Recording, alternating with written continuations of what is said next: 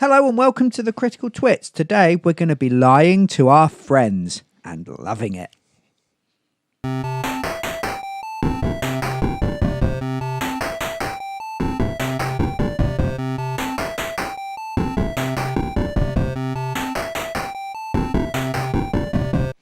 Hello and welcome to the Critical Twits. I'm Aaron Ravinsky.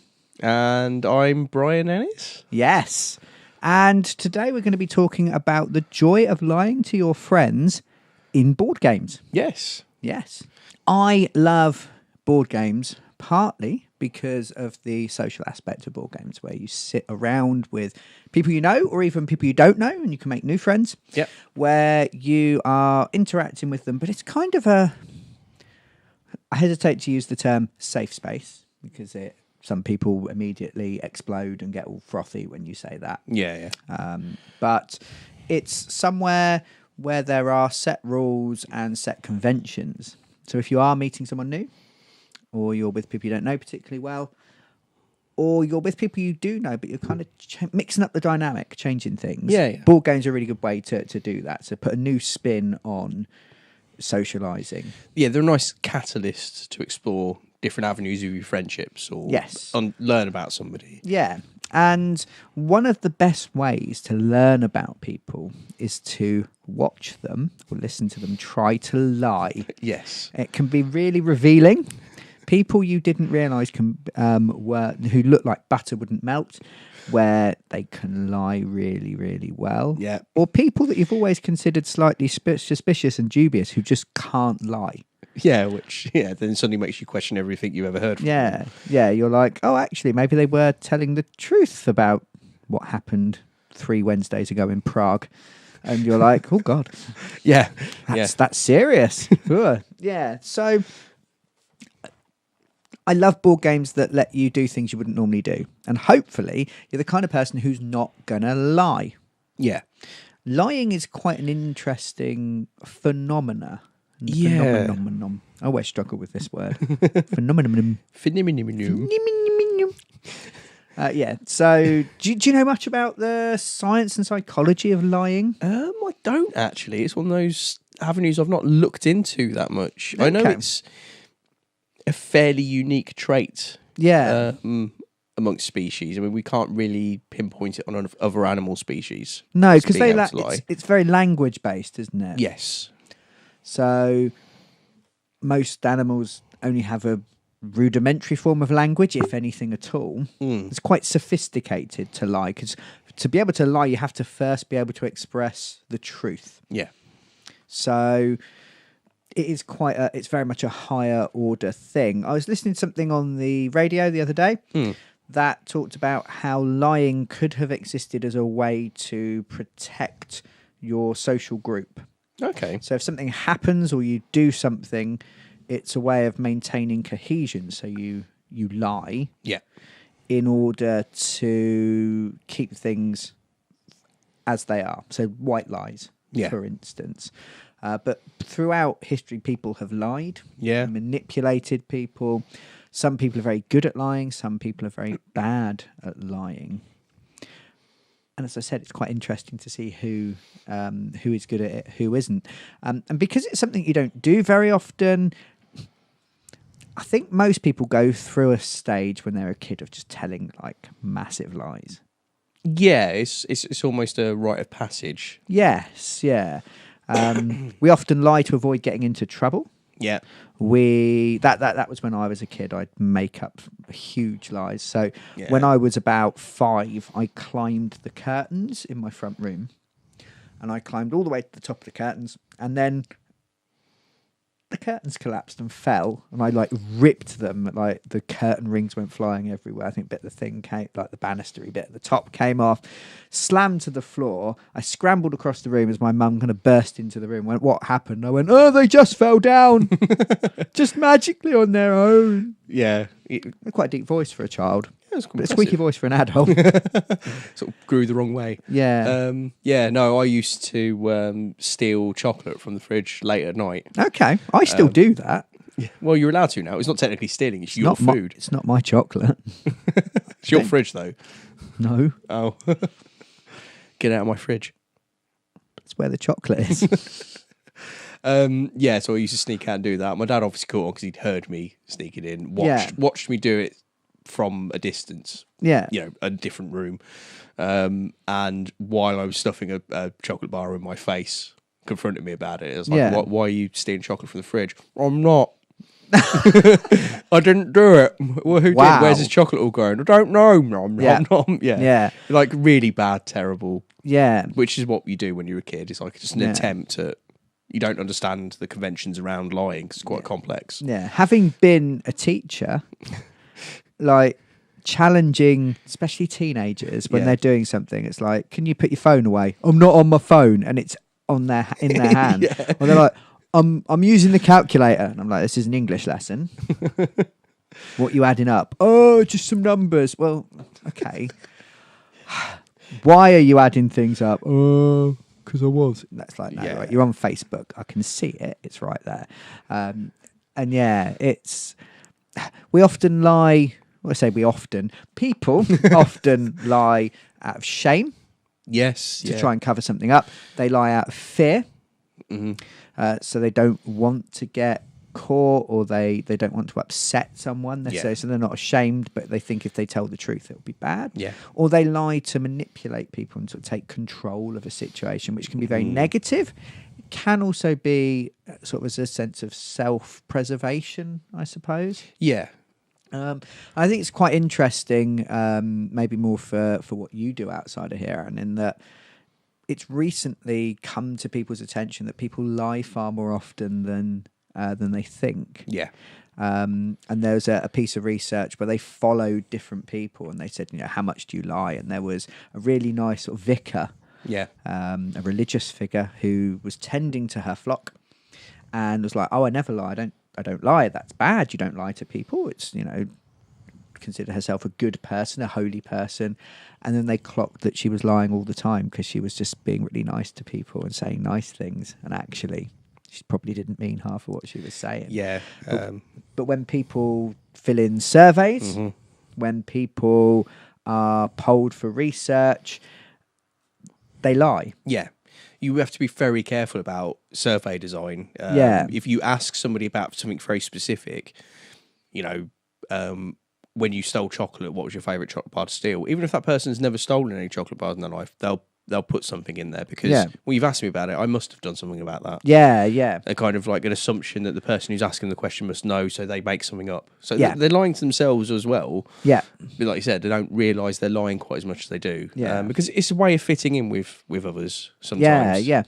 So you might social protection. Lie for status as well. Yeah. I mean, we probably all know, I think men can do this quite often, where they brag about things that might not necessarily have happened. A lie of exaggeration, which is akin to its darker cousin, the lie of omission, where you just don't mention something that you should. So lying is quite complex, and therefore really enjoyable when you do it. I think when you can do something you shouldn't, and it in a safe environment. Yes, it's quite fun. Yeah. I really enjoy games where I can bluff and I can lie. I have to admit, when you first mentioned social deduction games to me, as a concept, which is what we're talking about today, obviously. Yeah, I mean, there's social deduction, there's negotiation, there's different types of games, and we'll get into that in a second. Yeah. But the concept of it frightened me a little bit. Okay, I don't like the idea of this. I don't like particularly lying to people, my friends. Yeah. This seems like a weird way of doing things, but you're right. When you're playing the game, because it's a fairly safe area to do it in, because you're not actually hurting somebody, you're just winning a game potentially, or winning at least a little bit of that game. You're not doing any harm. I'm lying. Yes, so it was a nice, easy way of practicing lying. It can be a useful, like you said, it can be a perfectly useful and safe tool to use. I genuinely think that playing board games has made me a better liar. I don't know if that's a good thing or a bad thing, or whether I just naturally got better with age, but I definitely think my lying's come along really well in the last 4 years or so. Well, it makes you a lot better at reading other people's lies as well. Yeah, and this is the other side of it as well, is trying to spot a lie, trying to catch someone out can also be just as fun when you get it right. Yeah. And you're like, I sussed you. Yeah. And that's the other element of you getting better at it. I mean, everybody gets tells. Yeah. When they lie. It's a big thing that comes up in a particular game that we'll probably mention in a minute. Yeah, yeah. Somebody will tug at their earlobe when they're lying, or their eyes will flick a particular way, or something. Yeah. It's not uniform. Everybody does it slightly differently. But once you're told you've got that tick while you're lying, you can do stuff to hide it or change it. Yeah.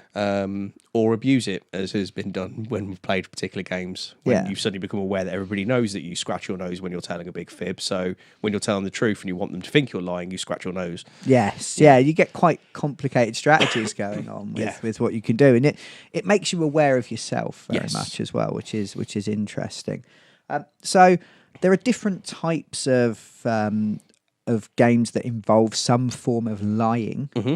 And I've arranged some of them around. So if you're watching us on YouTube, this is a video podcast, as it's part of our Joy of series, which we video each time. The second one, we talked about cooperative games last time. Yeah. Now, the Joy of series is not intended to be fully comprehensive. We don't talk about everything in every game, but we talk about the things we enjoy, the things we find fun, because that's what we're here to do, to share fun with you, share our joy, and hopefully you'll do as we had with the Joy of Co-op, comment on our videos and podcast stuff and tell us stuff you've enjoyed that fits in these categories as well, because we love to find out new stuff. Yeah, and if you tell us about things, we may include them in the later podcast. We may even grab those games, play them, have a go, that kind of thing. Always looking for more games to play. So I've taken very simply the idea of bluffing, games that involve bluffing. Yeah. So you do something. Are you lying? Are you not? Mm-hmm. And I've popped out the poker here, which possibly I'd say one of the most popular. If you count, I mean, it's a card game, but card games come under board games. Maybe the most popular board game in the world. Yeah, I'd think say.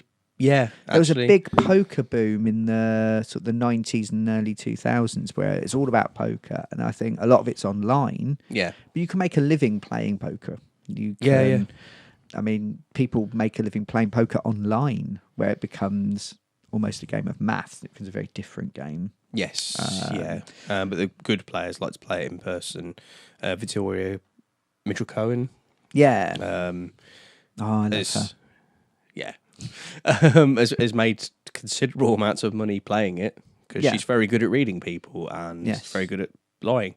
It seems and to be also very clever. It seems to be the thing for bored celebrities to just go out and try the poker circuit and lose millions or win millions. It seemed to be a big thing a while ago. I think they were kind of tempted in with some sponsorship and stuff. Try and big it up. But one of the games that we really, really enjoy at the Critical Twits that we've played loads is Netrunner. Yes, which very much has bluffing and reading people elements in it. Mm-hmm. We've done a whole series on Netrunner. I think we've done in the region of about 15 podcasts. A couple of videos of us playing it as well.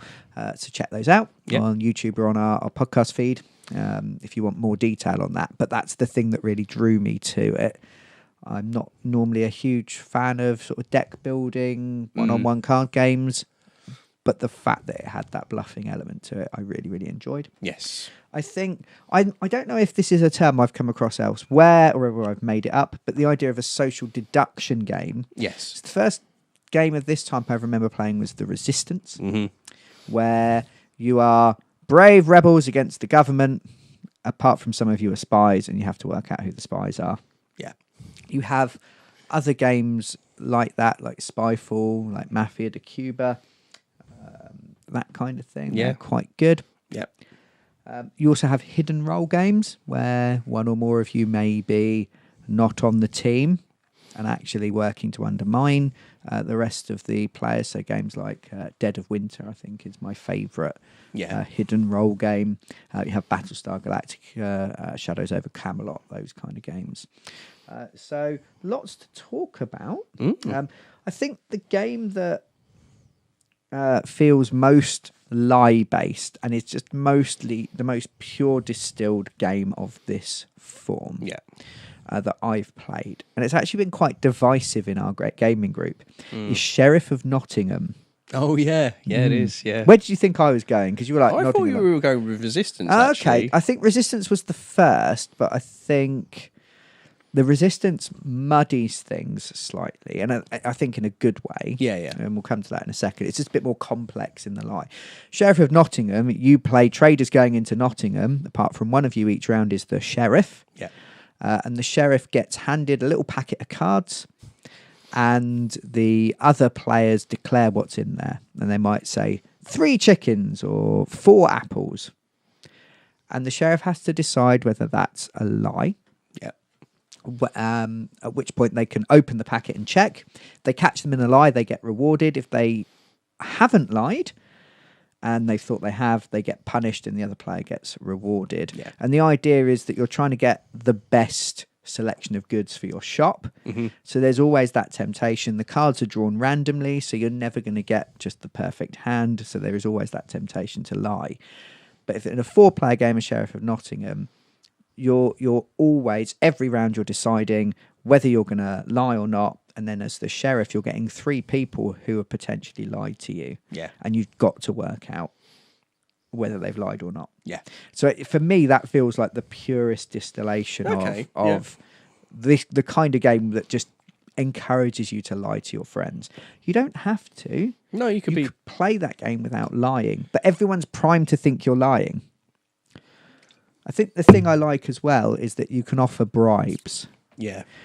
Doesn't mean that you're lying. It could mean you're trying to get them to think you're lying, so they open it up and you're not lying, and then they get punished. Yeah. I personally really like Sheriff of Nottingham. I think it's a great game. Yeah, I really enjoy it. I know some people don't. Yeah? Yeah. A few people have been like, I'd never want to play that game again. Oh, okay. It's quite direct. Sometimes with these kind of games as well, I think, because lying has such a sort of social taboo. Yeah. People don't like being lied to, and some people find it very uncomfortable to lie.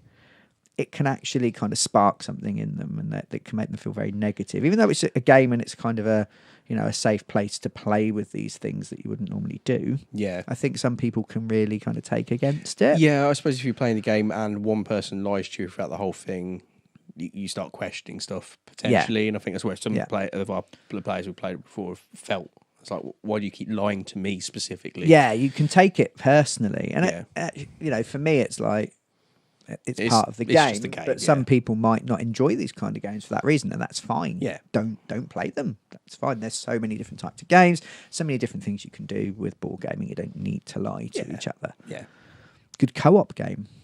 Yes, as discussed last time. Yeah, would be good.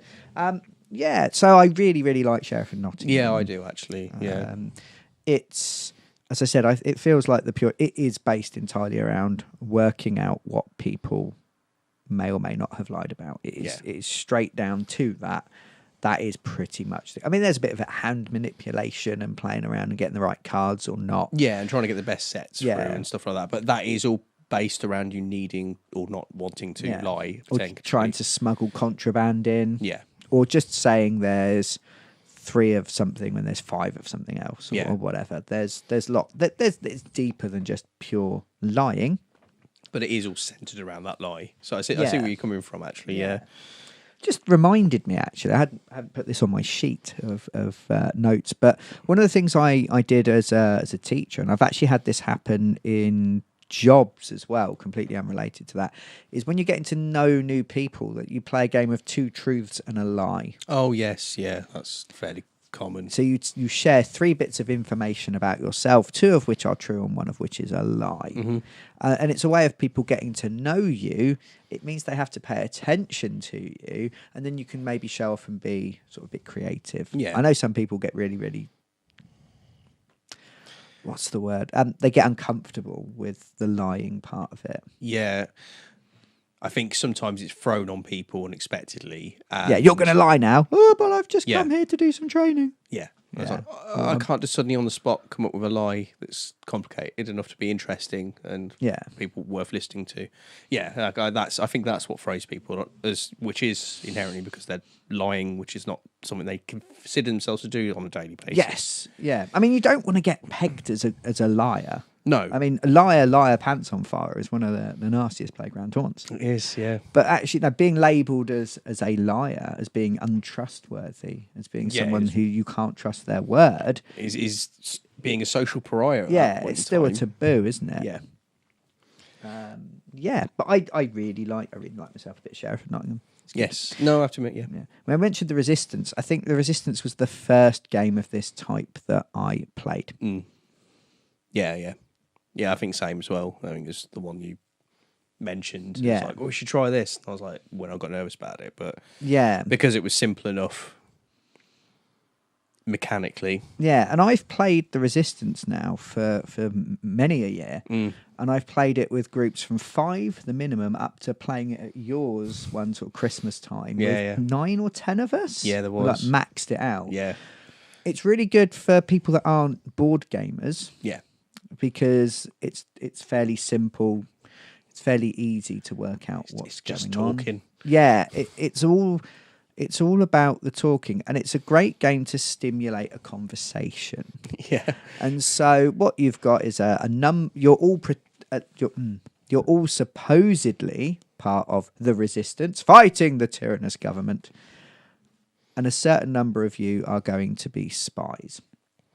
The spies know who each other are, so they can kind of quietly work together. Yeah. But the brave Resistance fighters don't know who anybody is. They have their eyes closed while the spies kind of check each other out. Yeah. It's very similar. If anyone's played Werewolf, which we may talk about, it's a very similar idea. I prefer it to Werewolf for various reasons, which we might come to. Yeah, definitely.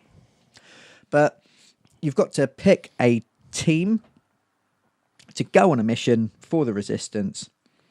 If everyone works their hardest, the mission will be a success. The only way the mission will not be a success is if one or more people decide that it will fail. And the only people that can decide that they will fail their part of the mission and thus tank the whole thing is the spies. Yes. And it's played best of 5. So you send a team of 5 missions. You might send different sized teams.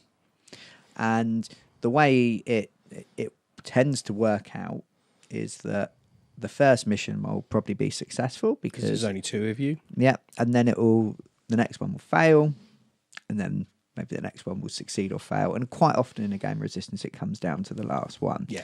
And the way it works is that the players have to vote.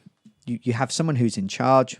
They have to vote for a team to go on the mission. So they all say, right, you and you, Tim, Jeff and Julie are going to go on the mission. Does everyone agree? Everyone votes yes or no. Majority wins, go democracy. Yeah. It stops having a stalemate where if you fail, I think it's 4 or 5 rounds in a votes in a row and no team is chosen, the Resistance falls apart because they can't get anything done. Yeah. Go bureaucracy. And the spies win immediately. Yeah. So sometimes you can send a team off and you're like, I know this is going to fail because you're definitely a spy. But it just stimulates that conversation because the first round is pretty much going to be, I'll send these 2 people. You might send yourself to try and prove your allegiance. Mm-hmm. You might send other people to try and test them out.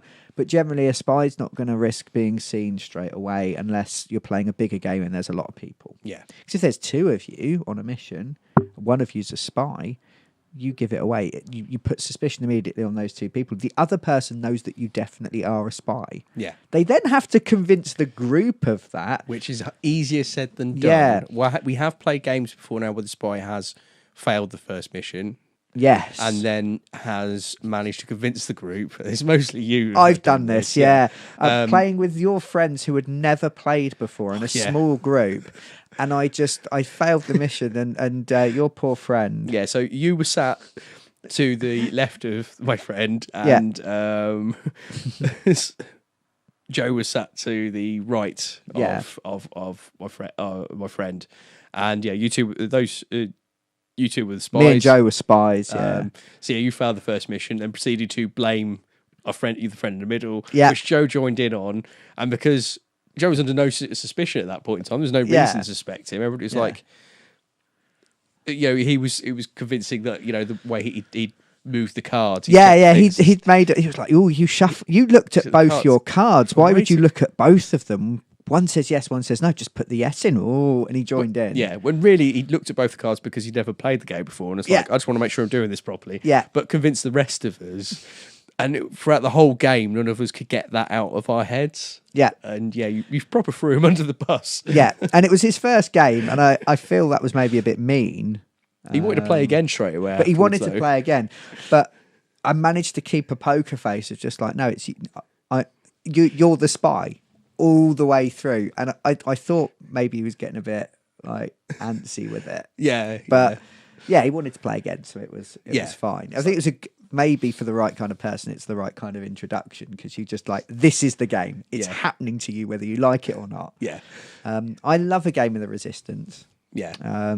Because it's so simple and because it immediately gets that conversation going. It does. There is a bit of maths to it. Yeah, there is. Because you're like, you three went on a mission and it failed, so it has to be that mission did fail as well. So who's the common denominator? Yeah. Or those kinds of things. You can kind of game it slightly, and which is fine. There is a risk if you play with the same group too often that you can fall into certain traps. I think we played it too much when we first played it. Yeah. Which is a danger with any game.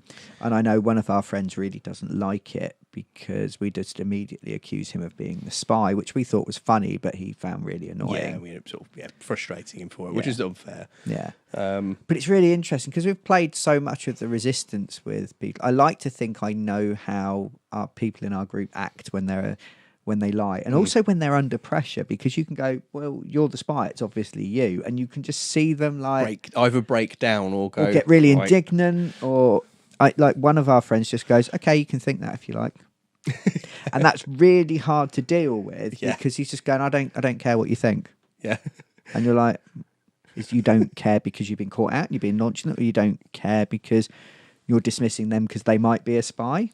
Yeah. And you don't want to give anything away in that interaction. Yes. And it's like, it's really frustrating playing with him in a good way. Yeah. Trying to work him out. Like, I also, the same friend, we played a few games of Resistance in a row. We had like an afternoon where we were like, let's play the Resistance. Yeah. It's kind of what we got together to play because it was new to us at the time. And he was like, the good version of me takes his glasses off like this. The bad version of me takes them off like this. As like a way of communicating if we were the spies. And I was like, whoa, this has got way too real. Yeah. It's like trying to plan things outside the game. I think one of the things I really like about that game is you know who the other spy is when you're the spy. Yeah. But you're trying to waggle your eyebrows and give the secret signal without giving it away to anyone else. Yes. Especially if like two of you get sent on a mission with one other person and you're like, if we both put in the thing, then it's going to look really bad because they'll know that 2 out of 3 people, all the spies in a 5-player game, are on that thing. So they just know they can pick the other players and they just need to work out who one of the spies is. Yeah. And then not pick that. Yeah, they need to work out, who the other good player is out there. Yeah, which is much easier. Yeah. Yeah, but it's just such a glorious feeling when you manage to silently communicate with anybody else picking up that, right, you are going to be the one that puts down that card, the failure card. Okay, I will hold off on it then. That's like, right, we're going to throw you under the bus and point fingers at you. That's fine. Yeah. Because it will doubt or point fingers at potentially this third person. Cool. Yeah. Yeah, there's a lot of highs, I think, that goes with Resistance when it goes well. Yeah. Another social deduction game that we've taken to recently, actually, is Spyfall.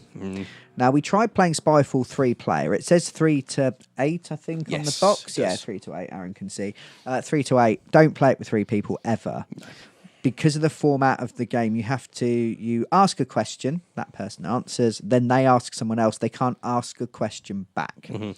So if you've got players A, B, and C, A asks B a question, B can't ask A, so it has to ask C. Yeah. C has to ask A has to ask B. And it just goes round in a circle and it becomes very difficult. And dull. Whereas with, I think, 4 players plus, 5 is good, 6 is good as well. Yeah. I'm not sure how 8 would be. I think it's one of those games that I think scales fairly well. Yeah. I think once you get past that sort of 5-player mark, it's at the good point. Yeah. So sight unseen, players are all dealt a card. All but one of those cards will list a location and a job or someone who's at that location. the other one will just say spy. Yeah. Now, it's the spy's job to work out where they are. Yeah. Now, if you think about this thematically, it makes no sense whatsoever. How can the spy not know where they are? Yeah. It boggles my mind. It's like the spy is controlling some form of avatar that has absolutely no sensory perception whatsoever. Oh, so it's Avatar, but with deaf, mute, blind people. Yes. Okay. Still doesn't work. They can communicate. Yeah.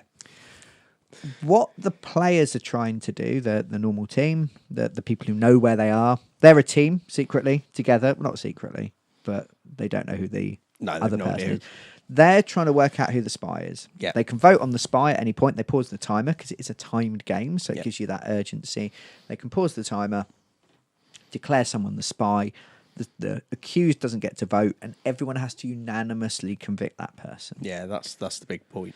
So if they do, it's revealed. If they're the spy, everyone else wins. If they're not the spy, then the spy wins. Yes. The spy can also win by stopping the timer at any point and saying which of the 30, 40 locations they think they are in. Yes. So you're trying to ask questions that only other players who can see the location and have a job role would know. Yeah. But don't give away enough information for the spy to figure out what it is. Yeah. So you're on a beach. You ask the other player, what's the weather like here? Yeah. They don't want to reply with, oh, it's hot and sunny, because that could indicate it's the beach, because that's one of the few areas that's really hot and sunny. You might be in the Crusades. Yeah. Really anomalous one, but you're definitely not in the submarine. Yes. Yeah. So you're trying to find a bizarre way of answering the question that still lets the other person know that you're not the spy. Yes. It's really complicated to explain, but really...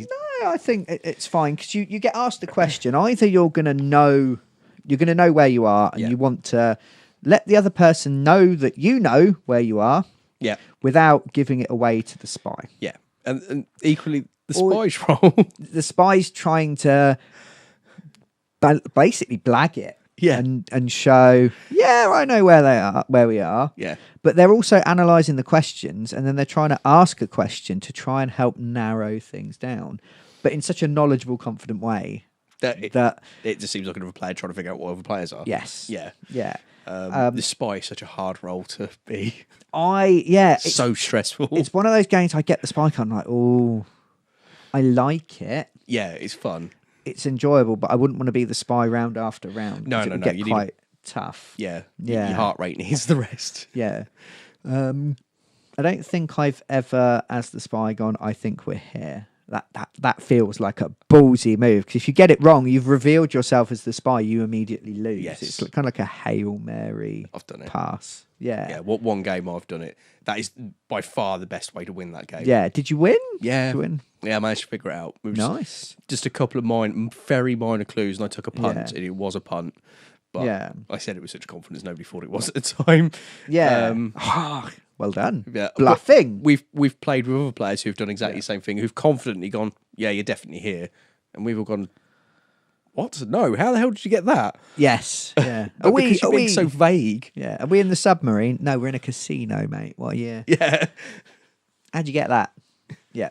Yeah. You said there was water here and you couldn't see outside. I was like, yeah, there's a fountain over there. And yeah. Now, the game isn't infallible in the sense that we've had one round of Spyfall where someone went, how do you like the view? And they went, yeah, it's quite nice. And then we all went, you're the spy because we're in the submarine. Oh, yeah, I remember that. That was glorious. Which, for 99% of the locations, it would have been a fine answer. Yeah, it would have been perfectly just the right amount of vague. But to be fair, I know that's a sort of a failing of the game almost. It doesn't take long to set up. No, it's quick and funny. Minutes. And that is so funny when it happens. Yeah, and I think that's one of the things with these kind of games is they open up to that funny, that mistake, that really obvious lie, or that like, how did you get away with that kind of... Yeah, because they're very talky, because they're very involved, and you're interacting all the time. You're just enjoying time with your friends with this device. Yeah.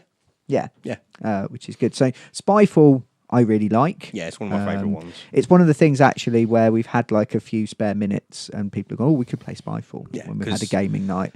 Oh, let's have a palate cleanse. Oh, a couple rounds of Spyfall. Yeah, it's a really nice because it's timed. Yeah, so you're looking at 15, maybe 20 minutes with the pauses if people are really pausing I think a round is meant to be like 8 minutes or similar, isn't it? Yes. Not, yeah, but it's got 15 minutes plus the box, which I think from experience is about right. Yeah, but you can play 3 or 4 rounds in an hour, then play something else. Yeah. And it's nice.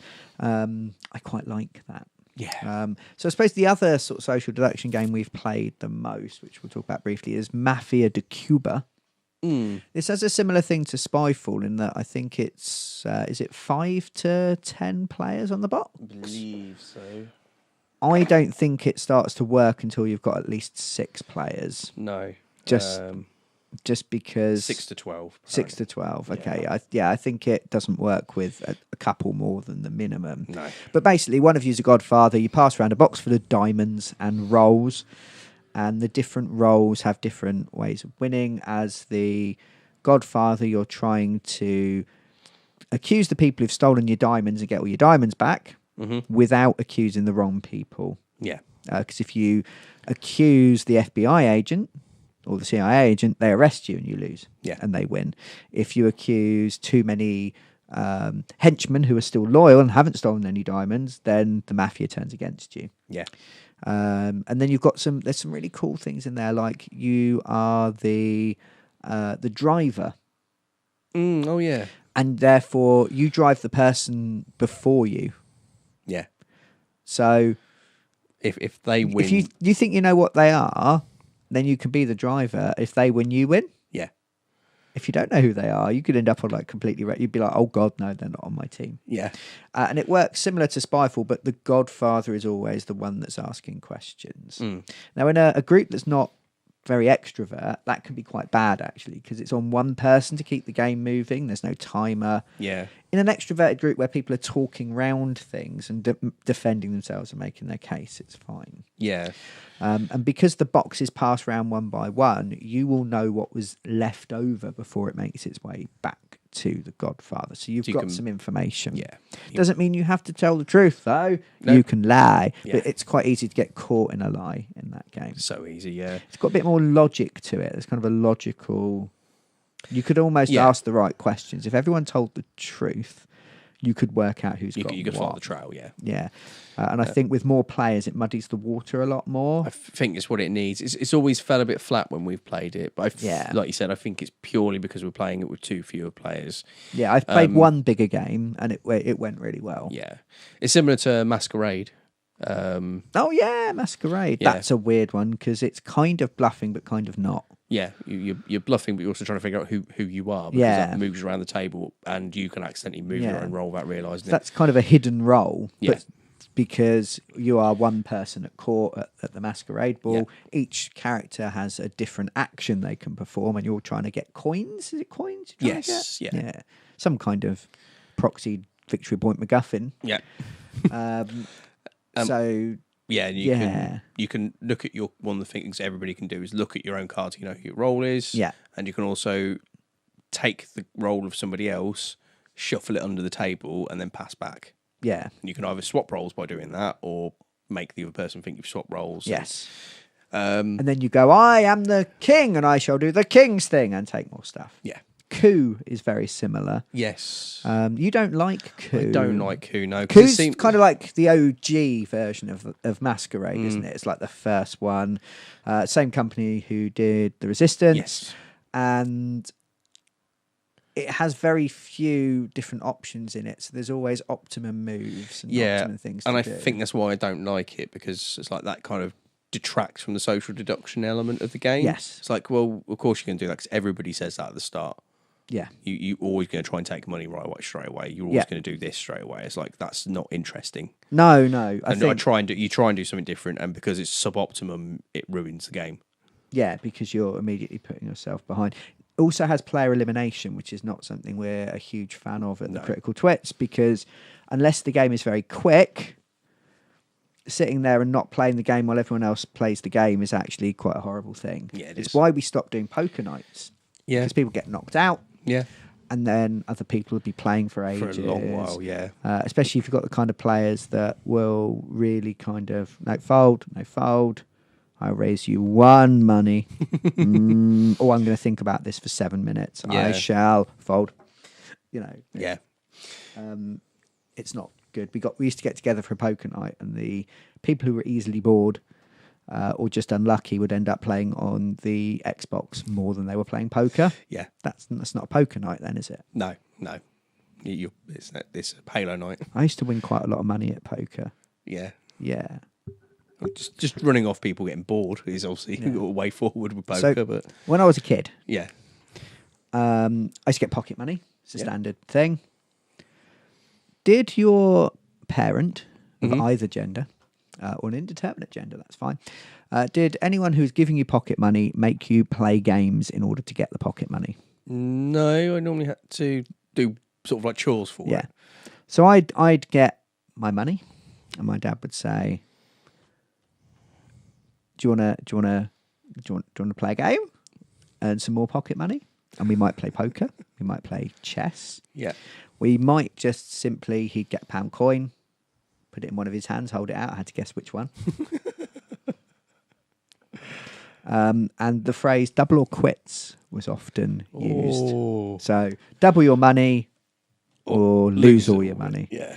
The fact it says double, if it was double or nothing, I wouldn't go for. Double or quits, we just quits. Quits is kind of, we're quits right now, Aaron. Yeah. We don't owe each other anything. We're quits. It's fine. I always used to lose sight of the fact that actually I was owed my pocket money in the first place. Yeah. So I feel like my slightly odd upbringing has helped me out in these games. Yeah. Not sure if that's abuse, but yeah. I don't know. Quite often I'd lose lots of money and I'd be upset, and then I'd get some of it back. Yeah. It wasn't super horrible, but I think it was a way of playing, something with your kid, but it was a bit weird. Yeah, it's a weird thing. Yeah, but it has made me. It's equipped me for the real world. It's true. Fair enough. Yeah. So, I'm just thinking. We talked a bit last week about hidden role games. Yes. Spyfall falls a little bit under that. One of you is the spy. Yeah. In fact, most of these, the bluffing comes from a role you're hiding. Yeah. Whereas Sheriff of Nottingham is, am I lying to you or not? Yes. Yeah. We're all merchants. We know that. It's whether I'm a scrupulous or unscrupulous merchant. At this particular moment. Yeah. I love a hidden role game. Mm-hmm. Spyfall, it can be lonely. I think it's stressful in Spyfall to be the spy because you're on your own. In Resistance, it's not as stressful because even if you get rumbled, the other spy might pull it through. Yeah, and I've actually use it to pull heat away from them. Yeah, I've thrown the other spy under the bus. Yeah, and gone. This is the exact logical train that says why you are the spy in Resistance, and it's you. And I've been completely right, which means the group trusts me and sends me on the final mission, and I tank it, and then I go, it was me all along, and I rip off my face, and Scooby-Doo is underneath. It's amazing. And a lot of blood. Yes. Yeah, well, it's hard to graft a dog to your own head. I remember Dead of Winter. Yeah. I got called the C word by one of my friends playing Dead of Winter.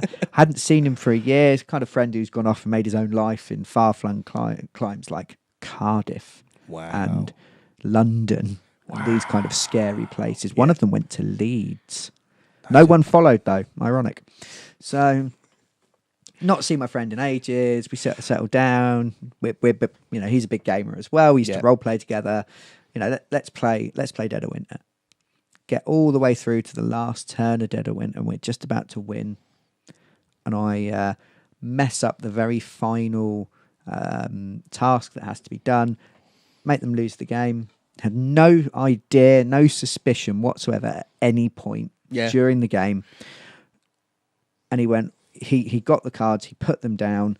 So Dead of Winter, you're surviving. We talked about it last time, but in Dead of Winter, you're trying to survive the apocalypse. You have groups of survivors that all have their own little mission that they're trying to do, as well as contributing to a big group mission. Yeah. There is the potential that one of you is a betrayer. Mm-hmm. Not every game. No, so you've got extra cards. There's a chance that one of you isn't, but it just gives that distrust. Yeah. He puts the cards down then on the task, and we're like, on one morale. If morale hits 0, you're screwed. We just need to pass this one task and we're good. And I'd gone, don't worry, guys, I've got the 4 food that we need. I'd put in 4 cards. None of them were food. Yeah. They were just a selection of garbage. He flipped the cards over and he was like, what? What's going on? What? Looked at me, looked at the cards, and I went, I win, and flipped my betrayer card over, and he had to go outside and calm down. Wow, because he was that annoyed with me. Yeah, I mean, to get to that point in a game, it was literally the last flip of the cards. It was amazing. Yeah. I felt glorious for about a minute, and then I felt really bad. Yes, because I have these games. When you play a competitive game, you go in knowing that someone's going to win, someone's going to lose. Yeah. When you play a game like Dead of Winter, Shadows of Camelot, those sorts of things, I think Dead of Winter's slightly odd in that you might not be a betrayer. Mm-hmm. So you don't know that. You get to the feeling where you think, oh, we can all win together, and that's going to be glorious, and it's teamwork, and it's amazing. And you're helping everybody finish their individual goals and things like that, and the way because obviously you can't tell each other what they are, and you really feel like you've bonded as a group. Yeah. I have a good track record at that game. Yeah. Of winning when I'm the betrayer. I've only ever been voted out once, an exile, because you can exile the betrayer. Yeah. I got exiled when I wasn't the betrayer. That was upsetting. I was like, but I haven't done. Oh. But you can still do things as the exile. Yeah, but it changes. I was about to, because we were a couple turns from the end. I had completed my own mission. I was working selflessly to help the group because I think I was building a death robot. I'm nearly always building a death robot, and I'd found loads of knives and guns to strap to my robot. And because I was hoarding lots of stuff back, people were getting really suspicious. Yeah. And it was like, oh, you've not done this, you've not done that. Oh, we think it's you. And it wasn't me. It was very sad. I don't think we had a betrayer in that game. Which is fairly rare. Yeah, I had to throw away my goal and draw a new goal. Oh. And my new goal was completely different. And I'm like, I can't win now. There's no way I've got enough time to win. Yeah. And this was like a 3-hour game where we'd used all the extra bits and like the science facility and the laser guns and all that sort of stuff. That was gutting. Yeah. But I think my reputation preceded me. That taboo. It can fade out. I mean, like we said with Resistance, we've got one player that it's just because he's I say unlucky, but he did for a big period of the game always get the spies. He was always the spy at some point in time. Yeah. So although we started doing it as a joke, it was almost you're playing, it feels like you're going to be the spy. Yeah, you're probably going to be the spy. You're just vaguely suspicious, it's a spy. Yeah.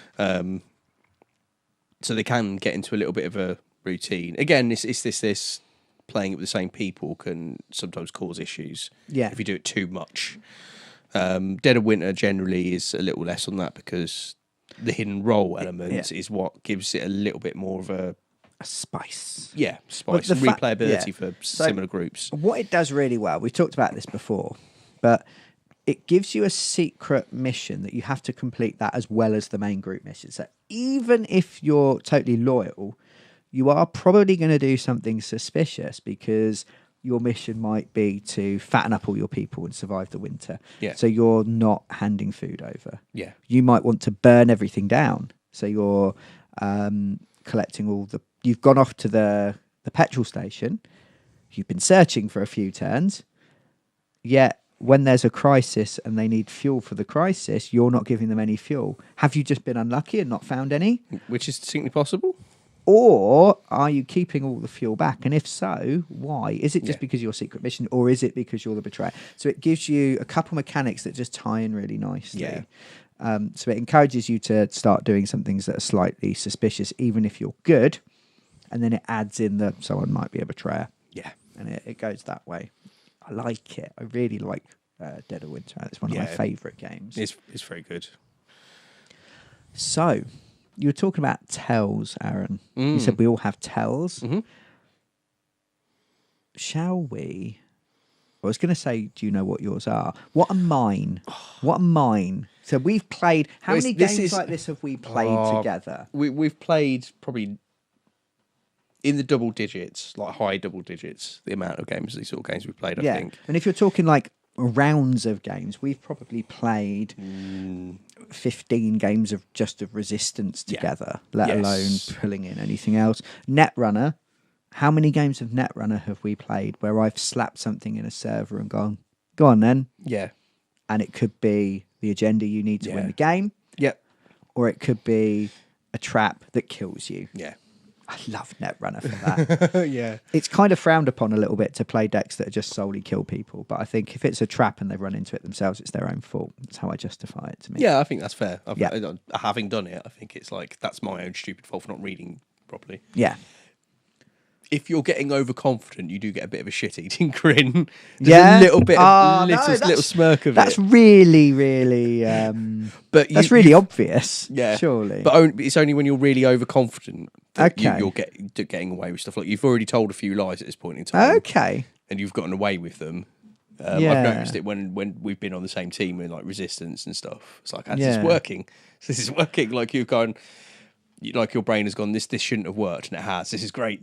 Yeah, so I get a little bit over the top. Yeah, okay. It's not all the time, and is only occasionally. But so when we started playing, you were the worst liar in our group. You were terrible at all of these games, to the point where I was like, Aaron, do you want to play these games? Because you never win, and you look like you're having a miserable time. Now I don't hate playing these games with you. But I find you've become a really good liar. You've got much better. Become, or I was playing the long game? Become. Because you were proper awful for a very long time. I was, you say that, but I always used to win at poker when I played it with other people. Oh, okay. So there's a little part of me that I played some of these games the same way I used to play poker, was that I would deliberately lose a lies for a small amount of time, to make people a little bit overconfident. Okay. Because the ticks come out. Yeah. So you can start reading people a little bit better.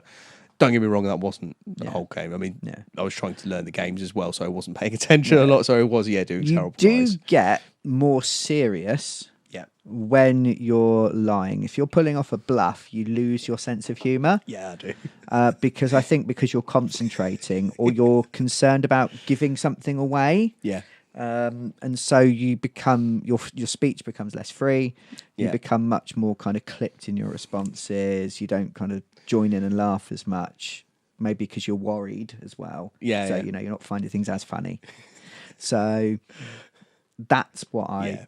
Yeah, I'm aware, slightly aware of that one. Like, not enough to control it necessarily, but I can look back at times and go, I can. Yeah. I've seen myself do that. Yeah, especially.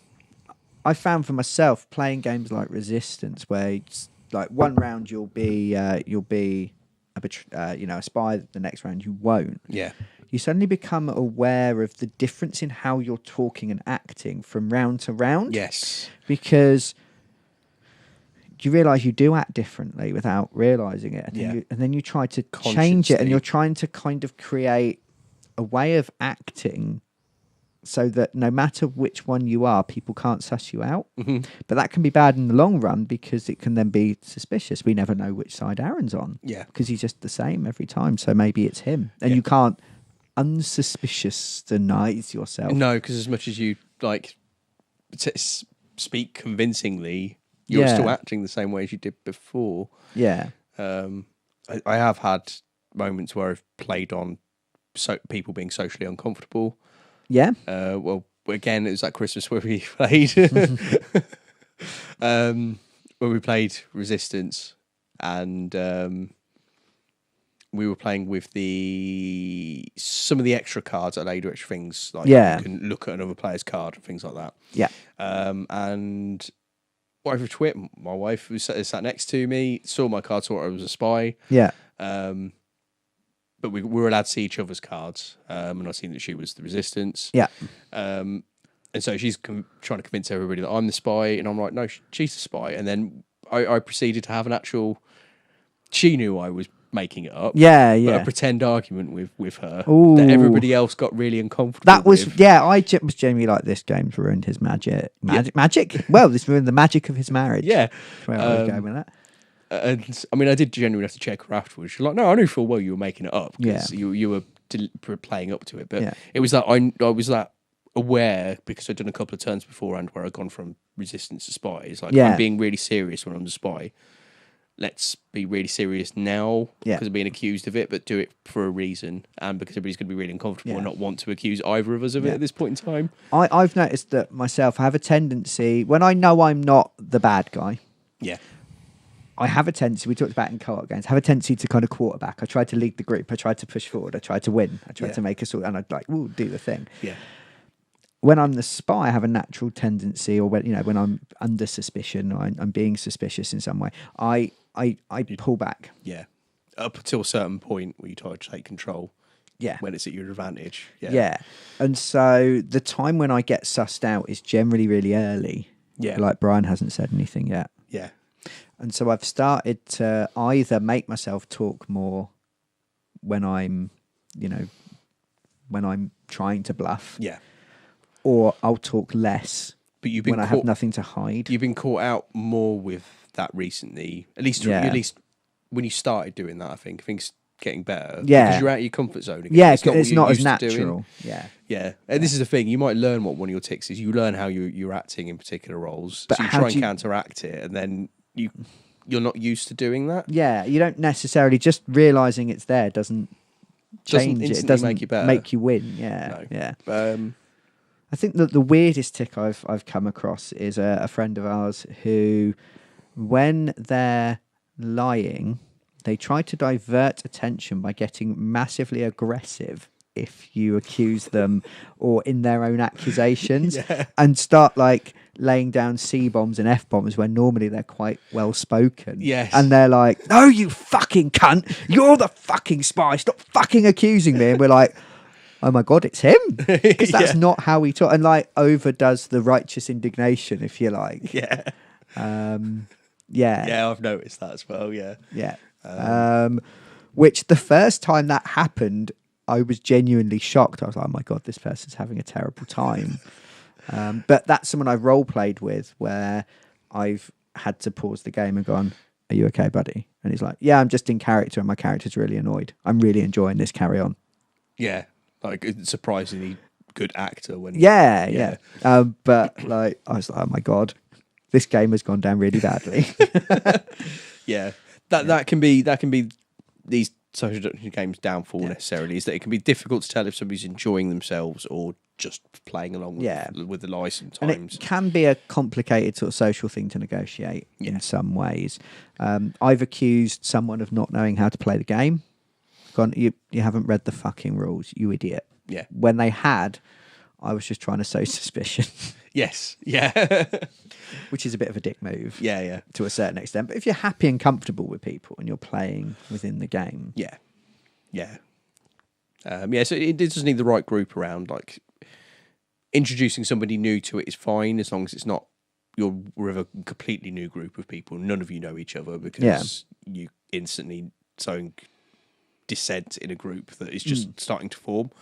Yeah. But introducing a new person to it and then laughing it off afterwards can be a nice way of showing that you can play around with each other without hurting each other's feelings. Yeah, I suppose it actually perversely, quite oddly, can create a feeling of trust because you've kind of supported each other in this fantasy of lying, but then you come back and everything's okay. Yes. And it's all fine. Yeah.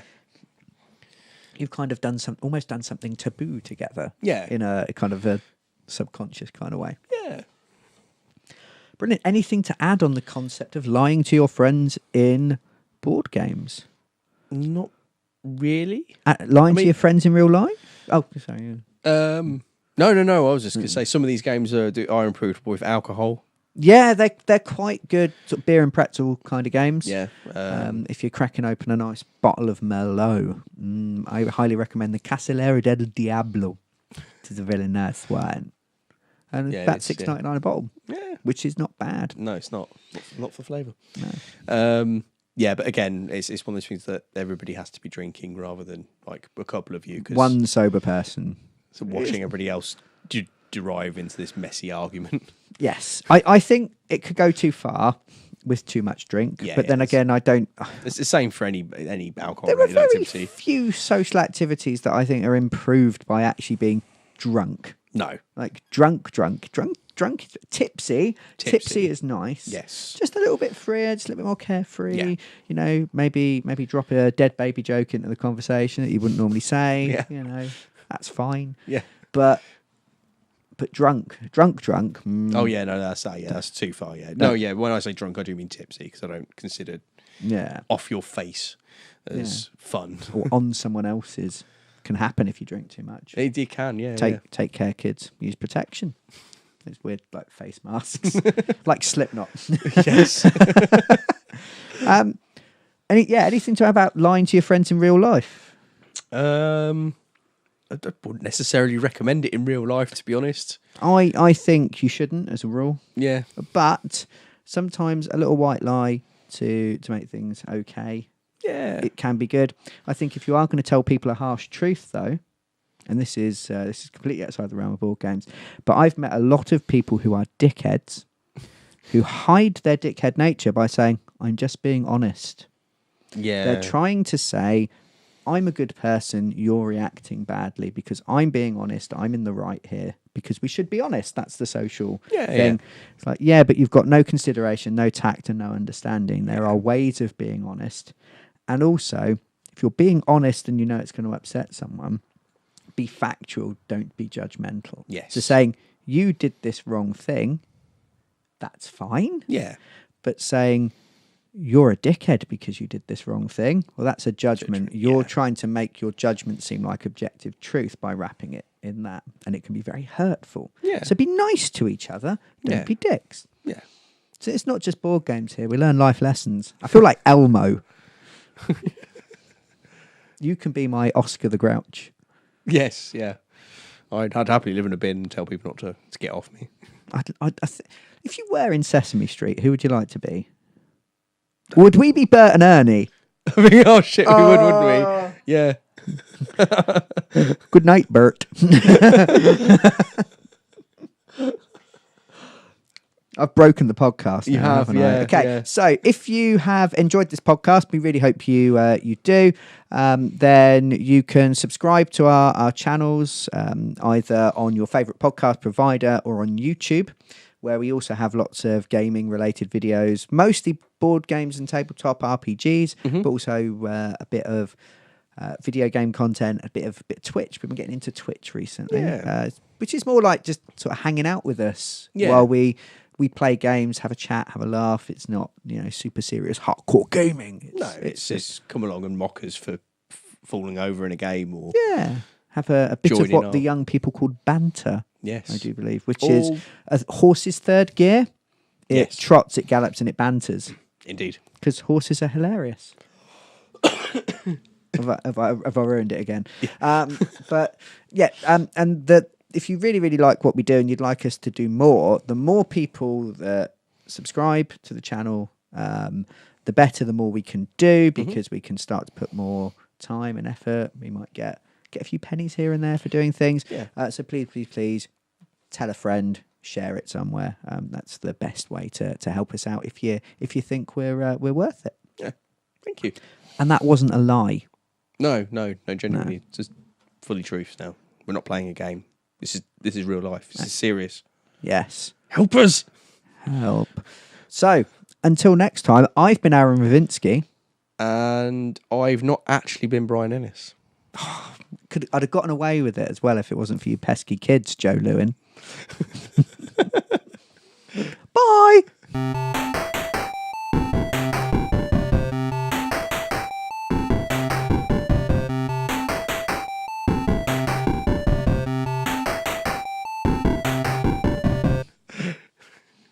No. I feel like I've melted your brain with that one. Yeah.